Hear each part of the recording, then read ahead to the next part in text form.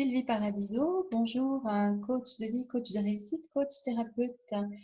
Je m'intéresse particulièrement aux personnes qui sont en souffrance suite à une difficulté de vie, un traumatisme, des choses comme ça, par exemple burn-out, dépression, etc.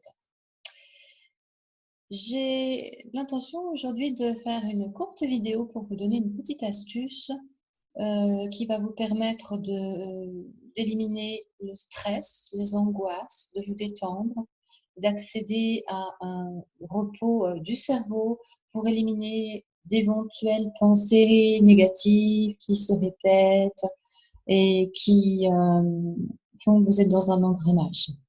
C'est aussi très utile pour les personnes qui n'ont pas de troubles particuliers, mais qui ont besoin de se détendre, par exemple, après une journée de travail, ou alors pour bien démarrer la journée, au contraire. Alors, ce que je vous propose, c'est tout simplement de faire ce qu'on appelle une espèce de cohérence cardiaque, un alignement entre sa respiration et les battements de son cœur. Comment est-ce qu'on fait ça? Eh bien, l'idéal, ce serait d'avoir une pendule qui fait du bruit à chaque fois que les secondes passent. Comme ça, vous n'êtes pas obligé d'être concentré sur quoi que ce soit. Juste l'écoute vous permet d'aligner votre respiration.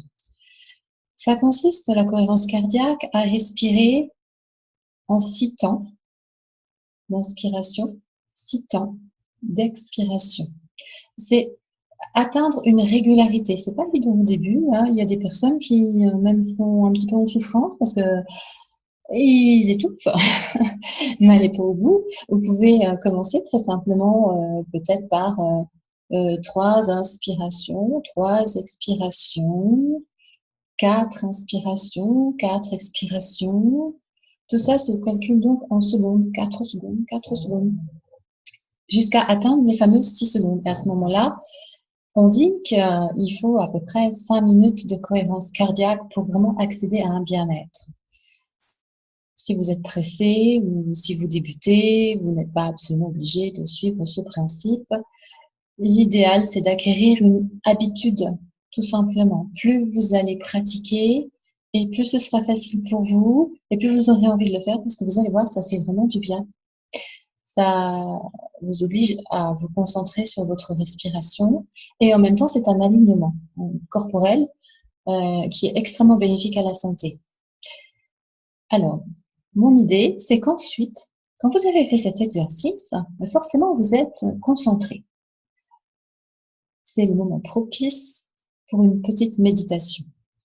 Alors, je suis une adepte de la micro-méditation parce que méditer, eh bien, ça prend du temps, c'est compliqué. Souvent, les gens n'ont pas le temps. Pour accéder vraiment à une méditation de 20 minutes, ce qui est l'idéal, en principe, bon, peut-être qu'on a de la bonne volonté, qu'on se dit qu'on va essayer, et puis finalement, on fait rien. Par contre, s'astreindre tous les jours à une micro-méditation de 2 minutes, 3 minutes, c'est vraiment pas grand-chose. Et quand vous êtes préparé par la cohérence cardiaque, vous verrez que c'est facile comme tout. Moi, ce que je vous propose, c'est de faire une méditation où vous êtes assis normalement, confortablement, où vous êtes préparé avec la cohérence cardiaque à être bien détendu et puis bien concentré. Vous fermez les yeux. Vous pouvez aussi le faire pendant la cohérence cardiaque, mais c'est pas obligatoire. Par contre, pour la méditation, c'est quand même l'idéal parce que quand on est en méditation, quand on rentre en méditation, là, il faut vraiment cesser d'être perturbé par tout ce qui est extérieur. Donc, l'idéal, c'est de fermer les yeux et puis tout simplement, encore une fois, concentrez-vous sur votre respiration. C'est très simple et ça vous permet d'accéder à la méditation. Ne cherchez pas à faire des choses forcément compliquées. Méditation, ça vous paraît extrêmement spirituel, quelque chose que nous, on ne pratique pas trop dans notre pays européen, mais ça peut être adapté tout simplement en une concentration sur la respiration. Et justement, vous venez de le faire avec la cohérence cardiaque, c'est d'autant plus facile. Là, il s'agit non pas de euh, comment dire, se focaliser sur un rythme quelconque. Vous n'allez pas chercher à maîtriser votre respiration, vous allez simplement l'observer. En phase de méditation, on écoute sa respiration, on observe son rythme, et puis c'est tout. Ce qui fait qu'on est quand même concentré sur quelque chose, mais sans maîtrise. Et ça vous détend et ça vous permet d'accéder à un relâchement des pensées et ça vous fait rentrer en méditation, c'est ce qu'on appelle la méditation. Voilà, c'est une petite astuce pour vous permettre d'éliminer des angoisses, parce que pendant que vous faites ça, ben, vous n'avez plus vos angoisses, et ensuite vous vous sentez bien, et ça peut permettre aux angoisses de ne pas réapparaître tout de suite. Et plus vous allez pratiquer, plus vous sentirez bien.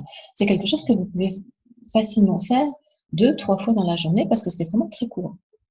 Et puis ça peut se pratiquer un petit peu n'importe où, vite fait.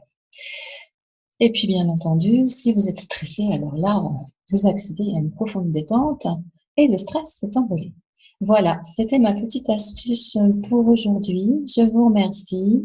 Vous pouvez me retrouver sur ma page Facebook Cap de Vie ou bien sur ma page Facebook Les Phénix, qui est plus adaptée aux personnes en souffrance. Au revoir.